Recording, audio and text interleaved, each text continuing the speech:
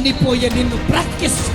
అప్పులతో ఉన్న నీ అప్పులు తొలగిస్తా. నీ గర్భాన్ని దేవుడు తెరుస్తాడు. నీ జీవితంలో అద్భుత కార్యాలు, సూచక క్రియలు జరుగుతాయే. నా దేవుడు మన పక్షమున ఉండగా మనకు విరోధి ఎవడు?